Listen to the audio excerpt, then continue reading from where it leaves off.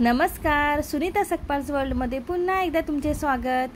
आज मी केली होती खमंग अशी ज्वारीची भाकरी, सॅलड होतं आणि त्यासोबत मस्त अशी माठेची भाजी, वरण आणि भरलेली ढोबळी मिरची।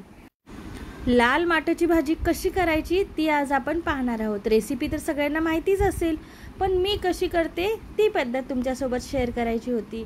तर इथे पाहू शकता मस्त अशी कवळी लुसलुशीत लाल माठेची भाजी मी आज आणली होती आणि सगळी स्वच्छ निवडून घेतलेली आहे आणि फक्त पानं याची घ्यायची, खूप छान टेस्ट लागते।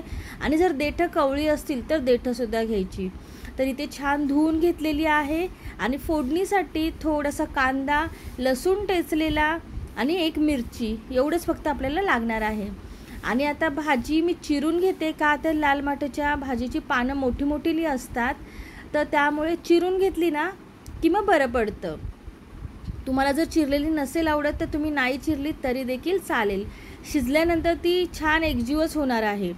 पण चिरल्यावरती कसं छान वाटते म्हणून मी चिरून घेते। आणि एक लक्षात ठेवा टीप, की भाजी नेहमी धुतल्यानंतरच चिरावी। चिरून मग जर भाजी धुतली तर त्यातली पोषक तत्व निघून जातात सगळीच। लाल माठेची भाजी जी आहे ती हमखास आठवड्यातून एकदा तरी करावी, का तर यामध्ये हिमोग्लोबिन जास्त प्रमाणात असतं आणि आपल्या रोजच्या धावपळीच्या जीवनामध्ये आपल्याला हिमोग्लोबिनच काय तर इतर पदार्थसुद्धा व्यवस्थित आपल्याला शरीरात मिळत नाहीत। त्यामुळे शक्यतो पालेभाज्या ह्या आठवड्यातून एकदा ते दोनदा खाव्यातच। आता भाजी छान माझी चिरून झालेली आहे, आता फोडणी घालून घेऊयात। तर इथे कढई छान तापली, कढईमध्ये तेल टाकलेलं आहे आणि त्यानंतर टेचलेलं लसूण टाकायचं आहे। लसूण कधीही अख्खा नाही टाकायचा, कारण त्याचा जो फ्लेवर आहे तो छान भाजीमध्ये मिक्स व्हायला पाहिजे। आणि टेचल्यामुळे काय होतं की लसूण व्यवस्थित खाल्लाही जातो। त्यानंतर थोडासा हिंग टाकून घ्यायचा आहे। मी नेहमी सांगते प्रत्येक भाजीमध्ये हिंग पोटासाठी चांगला, त्याच्यामुळे हिंग हा प्रत्येक भाजीमध्ये टाकला तर खूपच उत्तम। तर लसूण छान आपल्याला लालसर होऊन द्यायचा आहे आणि त्यानंतरच आपल्याला त्याच्यामध्ये कांदा ॲड करून घ्यायचा आहे। मिरची तुम्ही तुमच्या आवडीप्रमाणे टाका। मी माझी मुलंही लहान खाणार होती त्याच्यामुळे 1 ते 2च मिरच्या टाकल्यात आणि त्या पण थोड्याशा कमी तिखटच आहेत आणि भाजी भरपूर होती त्याच्यामुळे मग 2 मिरच्या इनफ होतात। एकच घेतली होती पण परत म्हटलं खूपच चव कमी तिखट लागेल, त्याच्यामुळे मी अजून 1 मिरची ॲड केलेली आहे। आणि आता हे सगळं छान आपल्याला परतून घ्यायचं आहे। पालेभाज्यांचं काय होतं, निवडायला खूप कंटाळा येतो आणि माझं कसं होतं की ऑफिसवरून आल्यानंतर निवडायला टाईमही तेवढा भेटत नाही।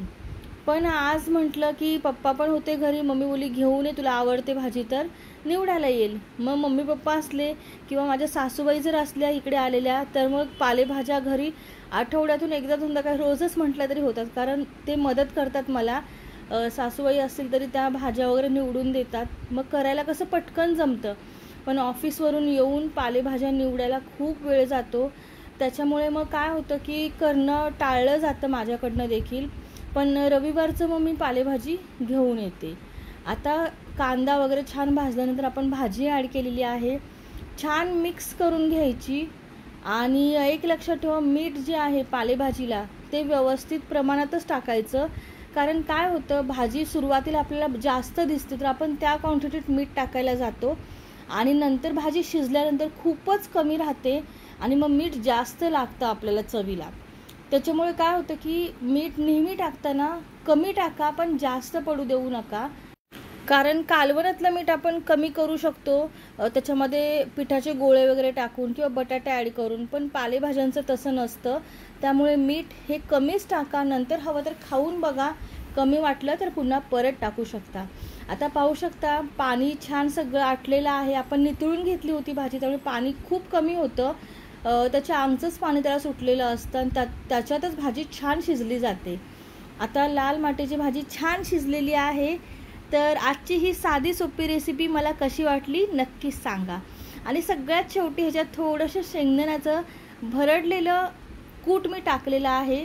कूट थोडंसं भरडच टाकायचं म्हणजे छान लागतं टेस्टला सुद्धा। आणि पाहू शकता भाजी किती सुंदर दिसत आहे। तर मला जाम भूक लागलेली आहे, ज्वारीच्या भाकरीही मस्तपैकी खमंग अशा भाकरी करून झालेल्या आहेत। तर आजची ही साधी सोपी रेसिपी कशी वाटली नक्की सांगा आणि माठेची भाजी नक्की करा, कारण यात भरपूर असं हिमोग्लोबिन असतं. तर माझं जेवणाचा ताट आता रेडी झालेला आहे. तर मी जेवण एन्जॉय करते. अगोदर स्वामींना मी नैवेद्य दाखवून नंतरच जेवायला घेणार आहे. तर रेसिपी घरी नक्की करून पहा. पुन्हा भेटूया नवीन छान छान रेसिपींसह आणि नवीन छान छान ब्लॉगसह. तोपर्यंत मस्त रहा. श्री स्वामी समर्थ. जय जय स्वामी समर्थ.